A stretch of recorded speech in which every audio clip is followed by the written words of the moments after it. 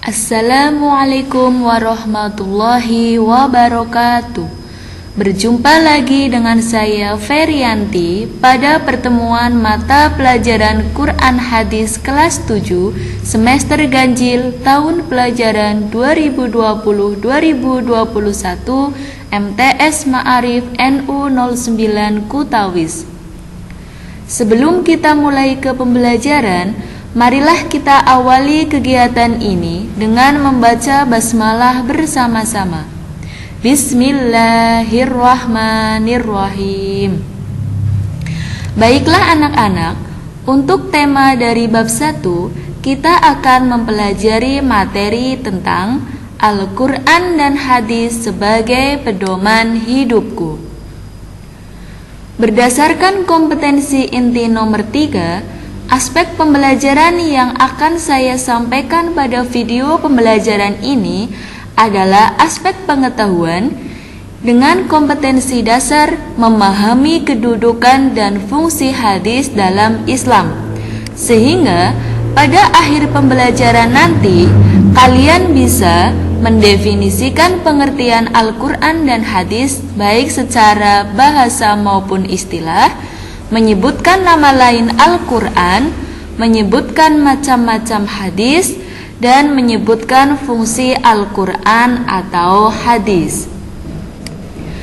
Baiklah anak-anak, sebelum kita masuk ke materi inti, perlu kalian ketahui bahwa Al-Quran dan hadis merupakan warisan Nabi Muhammad SAW yang ditinggalkan untuk umat Islam. Hal ini sesuai dengan hadis riwayat Muslim yang artinya Rasulullah Shallallahu Alaihi Wasallam bersabda, "Aku tinggalkan 2 perkara untukmu sekalian, dan kalian tidak akan tersesat selama-lamanya selama kalian selalu berpegang teguh kepada keduanya, yaitu kitab Allah dan sunnah Rasulnya." Sekarang kita mulai ke pembahasan materi. Yang pertama tentang Al-Quran. Pada subjudul Al-Quran ini, kita akan mempelajari 1. Pengertian Al-Quran secara bahasa dan istilah. 2. Nama-nama lain Al-Quran. 3. Fungsi Al-Quran. Sedangkan pada subjudul hadis, kita akan mempelajari tentang 1. Pengertian hadis secara bahasa dan istilah. 2. Macam-macam hadis. 3. Fungsi hadis. Baiklah anak-anak, untuk yang pertama adalah Al-Quran. Secara bahasa, kata Al-Quran berasal dari bahasa Arab yaitu qoro'a yaqro'u Qur'anan. Kata itu mempunyai arti membaca, bacaan atau bacaan yang sempurna. Sedangkan secara istilah, Al-Quran adalah firman Allah atau kalamullah yang diturunkan kepada Nabi Muhammad SAW secara turun-temurun oleh malaikat Jibril, diriwayatkan secara mutawatir dan membacanya dinilai sebagai ibadah.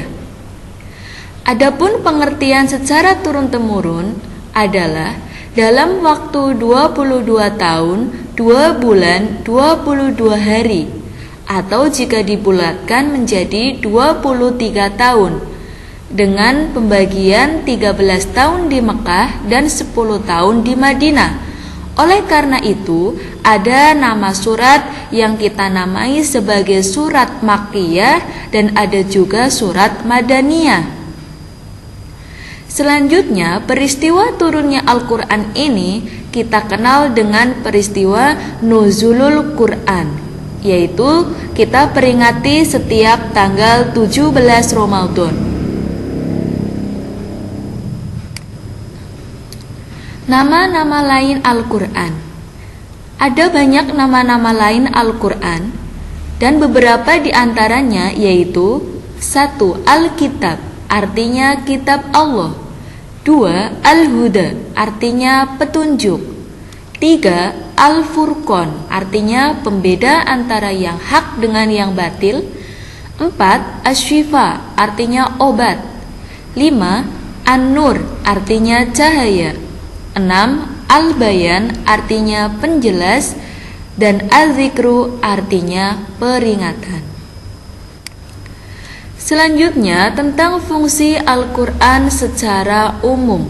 Yang pertama, sebagai sumber ajaran atau hukum Islam yang utama. Ya, di sini ada 4 sumber hukum Islam yang kita ketahui, yaitu yang pertama Al-Quran, yang kedua hadis, yang ketiga ijma, dan yang keempat qiyas. Selanjutnya fungsi Al-Quran secara umum yang kedua adalah sebagai konfirmasi dan informasi terhadap hal-hal yang tidak dapat diketahui oleh akal. 3. Petunjuk hidup manusia ke jalan yang lurus tentang berbagai hal. 4. Sebagai pengontrol dan pengoreksi terhadap ajaran-ajaran masa lalu, sebagaimana yang terdapat dalam kitab Taurat, Zabur maupun Injil. Selanjutnya pokok bahasan tentang hadis. Secara bahasa, hadis berasal dari kata hadasa, yang artinya baru, muda, ucapan, pembicaraan, perkataan, cerita, atau peristiwa. Sedangkan secara istilah, hadis adalah segala sesuatu yang berasal dari Rasulullah Shallallahu Alaihi Wasallam, baik berupa perkataan, perbuatan, penetapan, sifat, atau perjalanan Nabi Muhammad, baik sebelum atau sesudah diutus menjadi Rasul. Selanjutnya macam-macam hadis. Berdasarkan bentuknya, hadis ada 3 macam. Apa saja? Yang pertama, hadis qauliyah, yaitu hadis yang berupa ucapan. Contohnya, hadis tentang niat. Yang kedua, hadis fi'liyah, yaitu hadis yang berupa perbuatan. Contohnya, hadis tentang tata cara pelaksanaan sholat. Yang ketiga, hadis takririyah, artinya diamnya Nabi. Contohnya, hadis yang menyatakan tentang sahabat Nabi yang memakan daging biawak. Macam-macam hadis yang selanjutnya berdasarkan kualitasnya dibagi menjadi 2, yaitu hadis sahih dan hadis dhaif. Sahih itu artinya jelas dan kuat, sedangkan dhaif artinya lemah. Berdasarkan kuantitasnya, hadis juga dibagi menjadi 2 macam. Ada hadis mutawatir dan ada hadis ahad. Mutawatir itu maksudnya diriwayatkan oleh sejumlah besar perawi, sedangkan hadis ahad itu hanya diriwayatkan oleh 1, 2, atau 3 yang tidak mencapai tingkatan mutawatir. Yang terakhir tentang fungsi hadis. Fungsi hadis terhadap Al-Quran itu ada 4. Yang pertama, bayanut takrir. Maksudnya, hadis menguatkan hukum yang sudah ada dalam Al-Quran. Contohnya, hadis tentang perintah sholat, puasa, zakat, dan haji. Fungsi hadis yang kedua yaitu bayanut tafsir. Artinya, hadis memperinci atau menjelaskan ayat Al-Quran yang mujmal atau yang bersifat umum. Contohnya, hadis tentang tata cara pelaksanaan sholat. Fungsi hadis yang ketiga yaitu bayanun nashi. Artinya, hadis berfungsi untuk membatasi keumuman ayat Al-Quran. Contohnya, hadis tentang perintah sholat Jumat, pengecualiannya. Yang keempat, bayanut tashri. Artinya, hadis menetapkan hukum yang belum terdapat dalam Al-Quran. Contohnya, hadis tentang larangan memakai cincin emas atau kain sutra bagi laki-laki. Demikianlah materi tadi. Sekarang coba kalian jawab pertanyaan-pertanyaan yang ada di layar ini. 1. Secara bahasa, Al-Quran bermakna titik-titik. 2. Yang bukan termasuk pengertian Al-Quran secara istilah adalah titik-titik. 3.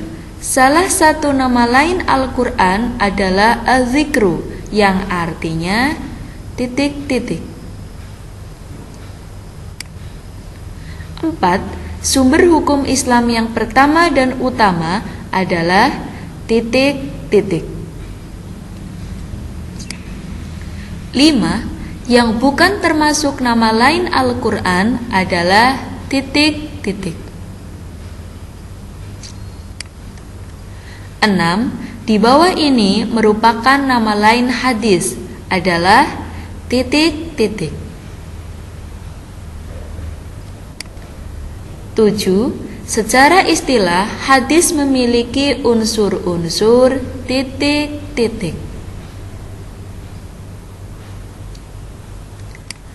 8. Berdasarkan kuantitasnya hadis ada 2 macam, yaitu titik-titik. 9. Gerakan sholat yang kita lakukan merupakan gerakan yang dicontohkan oleh Nabi, karena di dalam Al-Quran tidak dijelaskan tata caranya. Hal ini hadis berfungsi sebagai titik-titik. 10. Hadis tentang niat termasuk ke dalam kategori hadis titik-titik. Nah, silahkan kalian tulis jawabannya di kertas. Berikut sumber belajar yang bisa kalian pakai untuk mempelajari tema 1 pelajaran Quran hadis tadi.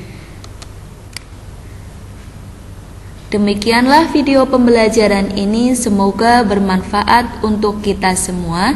Terima kasih atas perhatiannya, tetap jaga kesehatan, dan wassalamualaikum warahmatullahi wabarakatuh.